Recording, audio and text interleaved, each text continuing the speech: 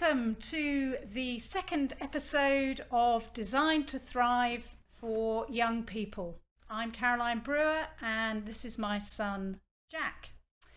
Last week we talked about how to deal with those feelings of overwhelm and how that's linked, that feeling of overwhelm is linked to overthinking.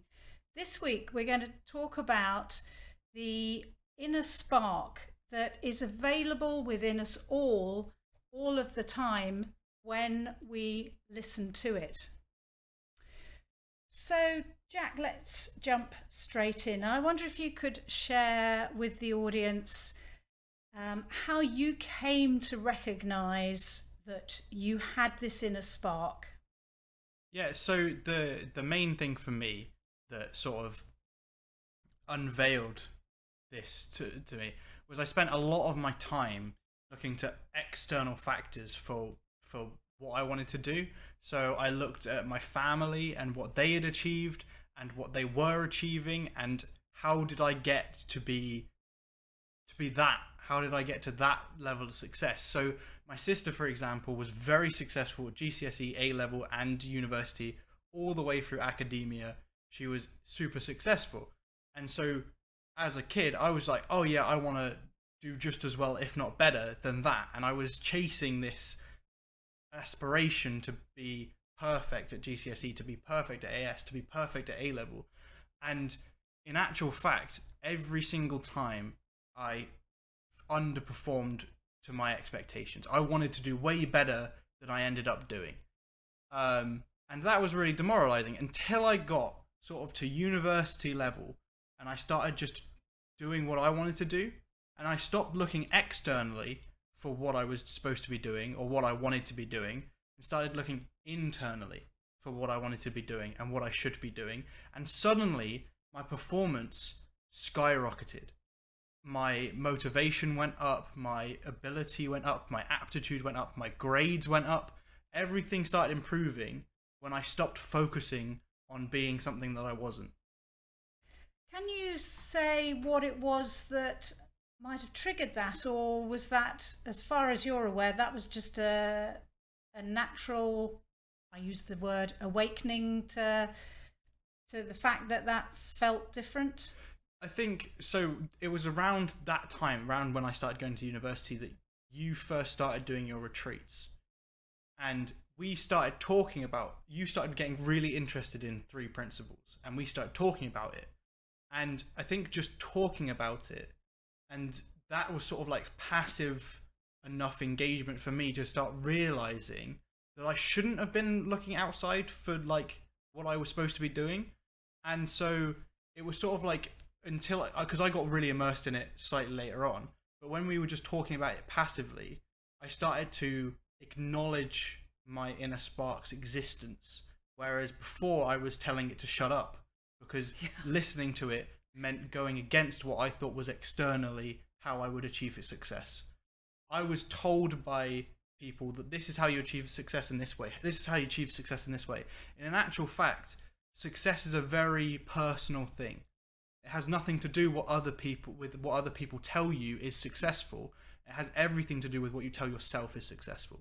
And if you start benchmarking against other people and how they found their success, you'll find it impossibly difficult to reach the same thing because generally it's embellished anyway. And so yes, from our conversations about 3Ps, I started to look more internally anyway. And it really became apparent when I chose which university I wanted to go to. Plymouth versus Exeter. Exeter had all this prestige. It's a Russell group. It has like all of these great accolades. It's one of the best computer science universities in the country. And I went to the open day and everything was good. And I liked the lecturers, I liked the grounds, I liked the halls. And I was like, on paper, Exeter looked like the perfect decision for first choice university. And then I went to Plymouth afterwards and sat in that room in Plymouth with none of the Russell group or the good accolades, even with the apartments and like accommodation looking slightly worse. I sat there and went, I want to go here. And there was nothing externally that made me make that decision.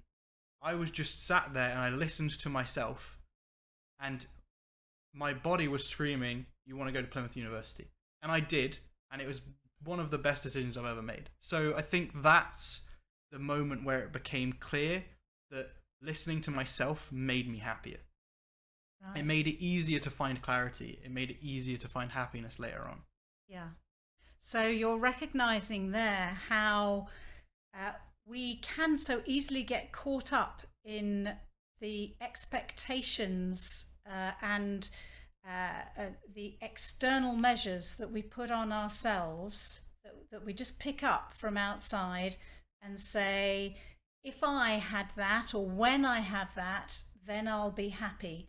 If I go to Exeter, then that'll have ticked the box of this. And what you're pointing to is no, the clarity, happiness, well-being comes when you listen to your own spark. Yeah, exactly that. Yeah.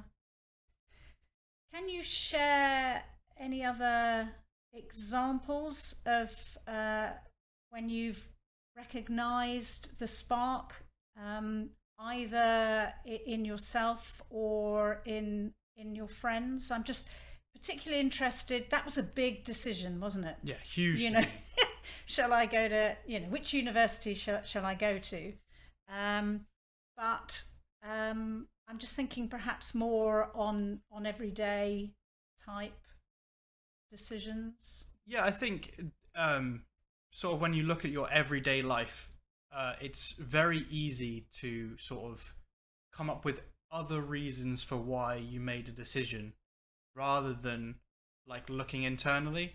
And I think once you start to analyze where your decisions came from, I think generally, I found anyway, that the good decisions come when there's very little thought being put into it. So a really basic example is like, I felt kind of lazy one day and my friend said, "Do you want to go for a barbecue?" And I was feeling lazy, so I didn't really want to go outside, but I thought, yeah, why not? And I just and my body was like, yeah, we can go for a barbecue. And I said, yeah, let's go. And it was a great time and I had loads of fun and there was no pressure for it to be the best barbecue ever. I didn't really want to go to start with, but it was a fantastic day and I got to spend it with my best friends, and everyone else who decided to come also had a great time. And it was one of those moments where instead of resisting like life, I was just like, yeah, I just went. And it was one of those moments where I felt clear that, yeah, I did want to spend time with my friends. I did want to spend time with people. And it was a great day. It was a great decision.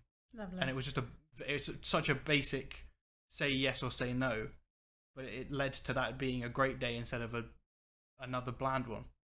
So I think you're pointing there to an absence of lots of thinking about it. You didn't analyze whether you should go and whether it was better that you went or exactly. not, or sort of you didn't fall into the sort of beating yourself up about whether or not you should go. You just with an absence of anything else. Yeah, it was the right decision. Yeah, and I think it's two sides of the same coin, because on the other side, it could have been that I listened to myself and I didn't want to go. And not beating yourself up about not going and missing out allows you to actually find relaxation and peace when you aren't doing something. So in a similar situation, some friends, I was sort of hanging out with my girlfriend and we were having a nice day together, and some friends were like, "Do you want to come out and do this?" And we were like, "No, we don't." And we didn't feel bad about saying no. We didn't think about saying, we didn't like put loads of thought into, oh, we should go, we should make an appearance, they'll like us less because we didn't go, blah, blah, blah. It's really easy to get caught up in that thinking when you decide to not do something. But in actual fact, if your body's telling you you don't want to go, then it's much better for everyone that you just sit and you relax and you find your clarity by yourself, because that is a perfectly good thing to do. And a lot of people find some of their best moments are when they're just with their own thoughts, being peaceful. And sometimes you need that. You don't have to say yes to everything. You just need to listen to what's in here, what's inside, because it will steer you in the right direction. Yeah. So you said something about peace, and that sense of peace. That's when I think we really know that we're in touch with that inner spark. Yeah. And even can you talk about any situations? You talked last time about lockdown. So can you think of another example of where you were out of touch with that piece, and yet you knew that it was never too far away? Yeah, okay. So in the situation where so I was looking after the dogs for a weekend, and I took them out for a walk, and I threw a stick for one of them, and the dog impaled himself on the stick. So should we put a caution on anyone who's a little bit don't throw sticks for dogs. It's very dangerous. It can be deadly. And so I didn't realize because it was an internal injury in his mouth. So I didn't realize initially that it was bad, but he was very quiet for the rest of the day, and it was very strange. So I rang the vet, and the vet said, bring him in for a checkup. We'll look at him. And we brought him in, and he had the stick lodged in his throat, and they had to operate and pull it out the other side. It was a very rough experience. And I was very out of touch with my inner spark for the entire duration of this. It was sort of like a whirlwind of things that I had to do. I was just trying to listen to the vet. I was trying to get mum and dad on the phone to let them know what was happening, get their advice. I had to pay for the vet. All of these things are happening, and I was very out of touch with it. But knowing that it was there helped me recover from that situation much more quickly.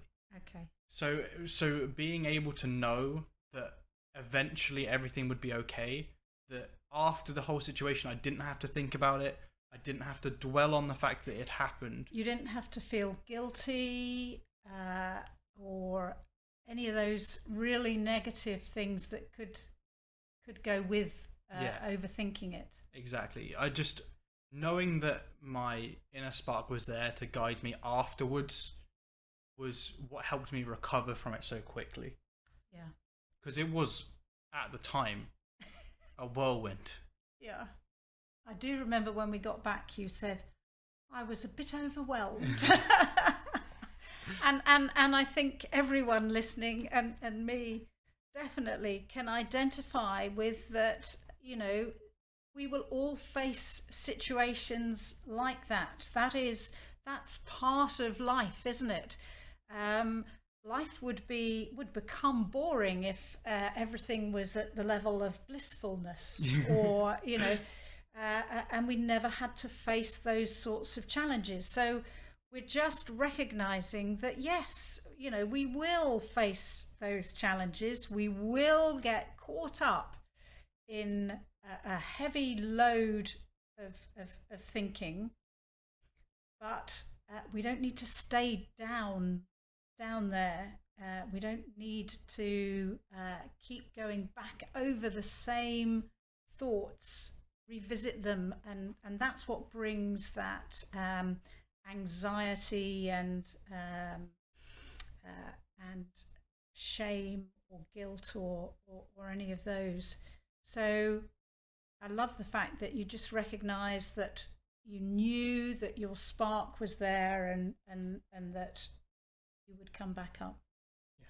So and that is life, and that's just so helpful to know that you have all of the resources that you need to be resilient and to bounce back. And the less time that you spend caught up revisiting those habitual or repetitive thoughts, and recognize that you have that spark within you, then life becomes easier. Is that? Yeah, 100%. Also becomes more fulfilling. Yeah. Because you stop trying to fulfill other people's expectations of you and you begin to fulfill your own. And that just leads to so much less resentment afterwards and so much more enjoyment of the things you're doing because you're doing them for you. And I think it's worth pointing out that that parents, teachers, that those people that are giving advice and are encouraging you to, if you like, take a particular path, they're doing it for the best, from the best intentions, that in their head, in their reality, then that is a way that they think will make you happy. Yeah, and sometimes listening to them can give you a sense of clarity and it can help you find the clarity within yourself. But listening to them rather than yourself will lead you down a turbulent path. Whereas when you start to just listen to what you want to do and focus on that, then you'll find life a lot more pleasant to experience. Yeah, and just to reiterate that listening is from that that has with it that feeling of peace and well-being. That's when we know that we're listening to the spark, rather than listening to busy thinking. Okay, well that's great. Thanks, Jack. Anything else that you want to add at this point? No, I don't think so. Okay, thank you. So we have turned the comments on. Unfortunately, although at the end of the last one I did say we are inviting any comments, actually I hadn't turned the comments on. They're on now. We would love to hear from you.